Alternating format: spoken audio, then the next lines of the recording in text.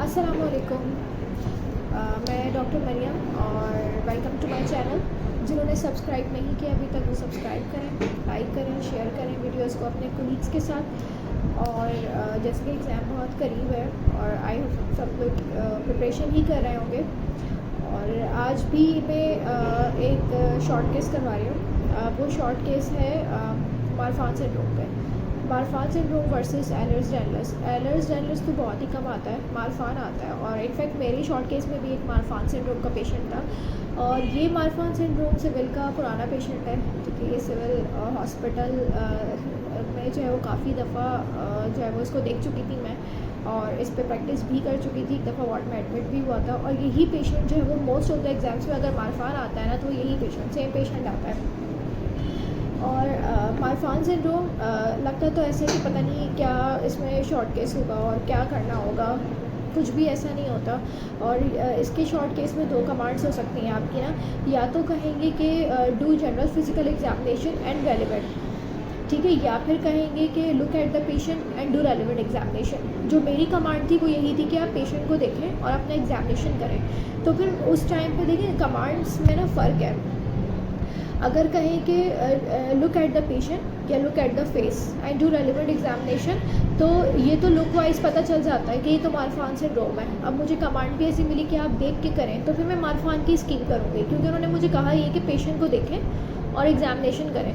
तो मारफान का पेशेंट है तो फिर मारफान की स्कीम करूँगी। बट अगर कमांड आती है कि do general physical examination and do relevant examination, तो उसमें चाहे मुझे देखने में मैं समझ भी जाऊँ कि ये मारफान का पेशेंट है, लेकिन मेरी कमांड जीपी की है। यही मिस्टेक है कि खुश होकर ना लोग क्या कर सकते हैं, करते हैं कि जीपी छोड़ देते हैं और मारफान की एग्जामिनेशन कर देते हैं, हालांकि कमांड जीपी की थी, ठीक है। और मारफान की एग्जामिनेशन जो है उसमें बहुत सारे स्टेप्स ऐसे हैं जो आपकी जनरल फिजिकल एग्जामिनेशन के दौरान ही हो जाते हैं, उसके लिए अलग से नहीं आना पड़ता।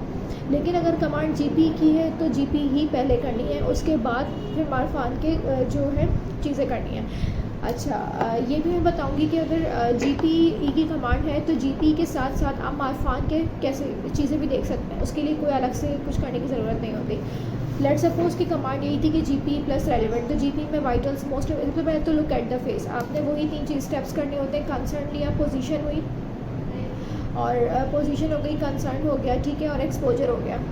उसके बाद आपने वाइटल्स, आपने जो है ना पेशेंट के फुट एंड पे जाके उसको ओवरऑल हेड टू टो देख लिया, ठीक है।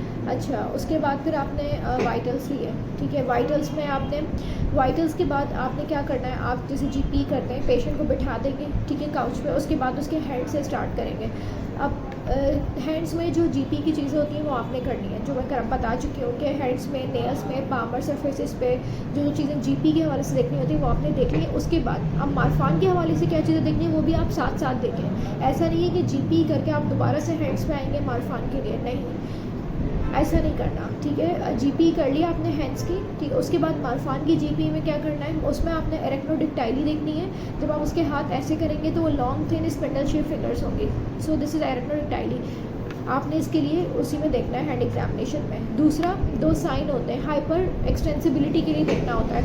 एक थंब साइन होता है, ठीक है, जिसको स्टेनबर्ग साइन कहते हैं, जिसमें आप क्या करेंगे, उससे कहेंगे कि अपना थंब ऐसे करें, ठीक है। तो जो मारफान होता है ना उसका जो थंब है ना ये आगे निकल जाएगा, ठीक है, वो जो है ना इस तरह से बिल्कुल क्रॉस कर रहा होगा, ठीक है। जब वो ऐसे करेगा ना तो ये थंब आपको बाहर निकलता हुआ नजर आएगा। तो ये आपने उसी वक्त आपने हैंड एग्जामिनेशन के दौरान ही क्या कर लिया, इसको देख लिया। अच्छा, दूसरा होता है wrist walker sign. Wrist walker sign में आपने क्या करना होता है, आपने उससे कहना है कि एक हाथ से अपना ये ऐसे पकड़े।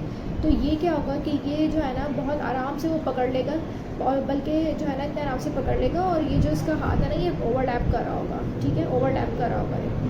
तो ये हो गया, मतलब ये जो उसकी इंडेक्स फिंगर है और जो थंब है ना ये ओवरलैप करेंगे।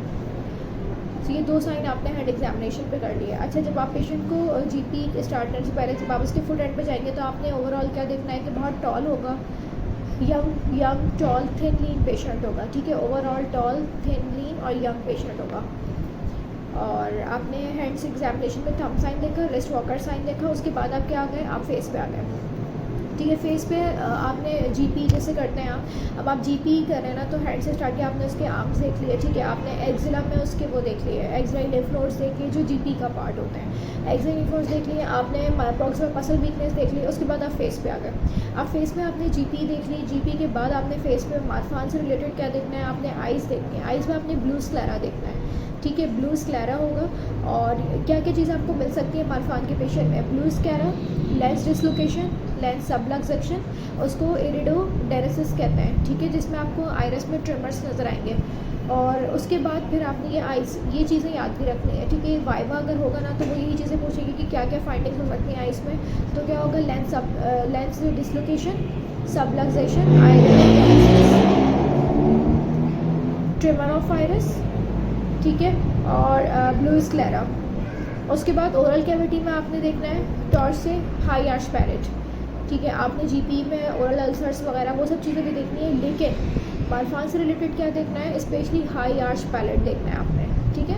उसके बाद आप उसके बाद आप जीपी में नॉर्मली भी हम नेक में लिम्फ नोड्स चेक करते हैं, ठीक है। एक्एंथोसिस नाइग्रिकन्स के लिए देख लेते हैं पीछे, और दूसरा सर्वाइकल लिम्फ नोड्स को थायराइड देखते हैं। तो आपने इसमें भी थायराइड देखना है, मार्फान में भी थायराइड देखना है, क्योंकि एसोसिएशन है थायराइड डिसऑर्डर्स की मार्फान के साथ। तो आपने जो टेस्ट कराते हैं, हम स्वाइलो टेस्ट कराते हैं, हाँ, आपने उसका जो है वो थायराइड एग्जामिन कर लिया। उसके बाद चेस्ट डिफॉर्मिटी, चेस्ट डिफॉर्मिटी में आपने क्या देखना होता है, पेक्टस कैरिनेटम, ठीक है। या तो आप उससे पहले ही कह दें कि अपनी शर्ट रिमूव कर दें जब आप जीपी करें, वरना फिर आपने चेस्ट डिफॉर्मिटी में पेक्टस कैरिनेटम देखना है, ठीक है। उसके बाद फिर आपने क्या देखना है, प्री कॉर्डियम ऑस्कल्टेट करनी है 45 डिग्री पे, क्यों, मरमर्स के लिए, एओर्टिक रिजिडिटेशन का मरमर होता है, वो आपने देखना है इसमें। फिर आप आ जाएंगे फुट पे, फुट पे आपने क्या देखना है, पीडल एडिमा, ठीक है। पीडल एडिमा हो सकता है, हाई आर्च फीट हो सकता है, ठीक है। आपने हाई आर्च फीट देखनी है, पीडल एडिमा देख लिया, हाई आर्च फीट देख ली। अच्छा, उसके बाद जो है एक और चीज़ मैं भूल गई कि जब आप चेस्ट में आएंगे ना, थायराइड के बाद चेस्ट में आएंगे, तो आपने एक तो चेस्ट डिफॉर्मिटी देखी फ्रंट से, पेक्टस कैरिनेटम, ठीक है। उसके बाद आपने बैक से क्या देखना, उसी वक्त काइफोस्कोलियोसिस देखनी है, जो उसकी बैक से खड़े होकर काइफोस्कोलियोसिस और उसकी स्पाइन को पैल्पेट कर लें, ठीक है। काइफोस्कोलियोसिस के लिए देख भी लें, पैल्पेट भी कर लें। और उसी वक्त आपने ऑस्कल्टेशन करनी है फॉर पल्मोनरी फाइब्रोसिस के लिए, ठीक है। आपने बेसिस सुनने हैं कि क्रैकल्स तो नहीं है, फॉर फाइब्रोसिस एसोसिएशन है। फिर उसके बाद आप 45 डिग्री पे उसको बिठा के उसकी प्री कॉर्डियम ऑस्कल्टेट करें एओर्टिक रिगर्जिटेशन के लिए, ये मलमर एसोसिएशन होती है, ठीक है। उसके बाद फिर आप जो है ना, ये आपका हो गया। फिर आप फीट पे, फीट पे मैंने बताया आपने हाई आर्च पैरेट देखना है, ठीक है। आप नॉर्मली पीडल एडिमा देखते हैं जीपी में, ठीक है, वो चीज़ें देख ली। उसके बाद हाई आर्च पैरेट देखना है खास तौर पे, ठीक है, जो मार्फान की वो उसमें आता है। अच्छा, 2 टेस्ट होते हैं, ठीक है। जैसे एक ये होता है कि आप पेशेंट को खड़ा करें, दीवार से लगाएं, उसका पूरे दोनों आर्म को जो है वो मेजर करें, फिर उसकी जो है वो वर्टिकल और हॉरिजॉन्टल हाइट को नहीं, ये नहीं करना होता, आर्म स्पैन और हाइट का रेशियो नहीं लेना होता, क्योंकि एक मॉक एग्ज़ाम में जो है वो हमारे कंसल्टेंट ने इस पर जो है वो बहुत ज़्यादा ऑब्जेक्शन किया था कि ये आप क्यों कर रहे हैं, कि पेशेंट देखने में ही मार्फेनॉइड लग रहा है, आपको लग रहा है वो इतना टॉल है, तो आप ये क्यों कर रहे हैं, दिस इज़ रबिश। तो मैंने भी अपने एग्ज़ाम में ये स्किप कर दिया था, मैंने उसका नहीं किया था, मैंने उसको खड़ा करवाया था ज़रूर। आप खड़ा करवाएं उसको और उससे कहें दोनों हाथ खोल ले, तो आप एक एस्टिमेशन, मतलब आप उसको जज करें, क्योंकि आप खुद भी नहीं कर सकते एक इंच टेप लेके उसके दोनों हाथों का डिस्टेंस, फिर आप हेड टू टो का डिस्टेंस, ये आप नहीं कर सकते, इंच टेप छोटा हो जाएगा, मुश्किल है ये। आप बस आप ये जो है रिफ्लेक्ट कर दें कि आपको ये चीज़ पता है, ठीक है। आप उसको खड़ा करें और बोले दोनों हाथ खोलें, तो आप वैसे ही जो है विजुअल आप देख लें कि जो है ना, आप स्पैन और हाइट का रेशियो करने की ज़रूरत नहीं है, या अगर टाइम नहीं हो तो आप स्किप भी कर सकते हैं। मैंने तो नहीं किया था, और ना उन्होंने मुझसे पूछा था, ठीक है। अच्छा, उसके या फिर आप ये कह सकते हैं कि I would like to measure, ठीक है, और कंपेयर आर्म स्पैन और हाइट रेशियो, आप इस तरह कह सकते हैं। उससे ज़रूरी ज़्यादा ये कि आप फंडोस्कोपी करें जिसमें आप रेटिनल डिटैचमेंट देखें, ठीक है। आप ये कह सकते हैं कि I would like to do fundoscopy with retinal for retinal detachment, ठीक है। हो गई यहाँ पे मार्फान की जो है वो एग्जामिनेशन। देखा आपने, बहुत शॉर्ट एग्जामिनेशन थी और बिल्कुल जीती ही थी। अब आप एक काम ये करें कि किसी भी पेशेंट को, वैसे तो मार्फान के पेशेंट जो है वो सिविल में आपको मिल सकते हैं, या अगर कहीं भी आपको कोई मार्फान के पेशेंट मिले तो आप उसकी कमांड को ऐसे ही फॉलो करें कि जीपी के साथ। बहुत कम है कि अलग से आपको कहा जाए कि look at the face and to relevant, जैसे मेरा था, तो मैंने अगेन हेड से ही स्टार्ट किया था जीपी की तरह, बस उसमें ये था कि जो जीपी की तरह वाइटल्स वगैरह थे वो मैंने स्किप कर दिए थे, वरना एग्जामिनेशन हेड से ही थी और ऐसे ही थी। लेकिन अगर जीपी के साथ आता है तो फिर उसमें वाइटल्स हो जाते हैं। कुछ चीज़ें जो आपने जीपी की, ऐसा नहीं है कि आपने जीपी छोड़ के पूरी मारफान कर ली तो वो उसमें आपको फेल भी कर सकता है क्योंकि आपने मेजर कमांड फॉलो नहीं करी। सो मारफान की बहुत सारी चीज़ें तो देखें मैंने आपके सामने जीपी में ही करवाई हैं, ठीक है। तो प्रैक्टिस ऐसे करेंगे, जीपी के साथ करें। मैं एक दफ़ा रिवाइज़ कर देती हूँ कि आपने टिपिकल जो मारफान के फ़ीचर्स हैं वो क्या है। उसमें जो साइंस है एरेक्नोडाक्टाइली है, ठीक है। पहले तो टॉल लिम थिन, उसका पोस्चर आपको देखते ही पता चल जाएगा कि वो मारफान है। सब टाइम ग्लासेस लगे हुए होते हैं एक्टोपिया लेंटिस आई एबनॉर्मलिटीज़ की वजह से, ठीक है। तो सबसे पहले आपने क्या देखा उसमें एरेक्नोडाक्टाइली देखी, उसके बाद आपने 2 साइन कराए, थंब साइन और रिस्ट वॉकर साइन, ठीक है। उसके बाद फेस पे आई। So this is all about Marfan syndrome and इसमें क्वेश्चंस क्या पूछ सकते हैं, जो क्वेश्चंस मुझसे पूछे थे कि मारफान सिंड्रोम के बारे में उसके क्लिनिकल फीचर्स पूछे थे। सबसे पहले तो आपका इम्प्रेशन क्या बना, सही है। और इसमें अच्छा आपको इस तरह से जो है ना वो जो ABM शॉर्ट है उसमें जो मारफान सिंड्रोम का टॉपिक है उसका जो वाइवा है वो इम्पॉर्टेंट है, जिसमें ना वो डिफरेंस पूछ रहे थे कि इसके साथ जो है ना उसका होमोसिस्टीनीमिया और मारफान का एक चार्ट बना हुआ है, उसको याद करके जाइएगा। इन दोनों में क्या क्या डिफरेंसेस हैं, इनमें बहुत सारे डिफरेंसेस हैं, जेनेटिक डिफरेंसेस हैं, क्लिनिकल फीचर्स में, लैब पैरामीटर्स में। तो वो सब ये मुझसे पूछ रहे थे कि इनको ना कैसे डिफरेंस करेंगे इन 2 चीज़ों में। तो आपकी वाइवा इसका ज़रूर पढ़ के जाइएगा। और जो इसके क्लिनिकल फीचर्स होते हैं मारफान सिंड्रोम के सिस्टम ऑर्गन वाइज, उनको आपको पता होना चाहिए कि किस ऑर्गन में क्या मिलेगा।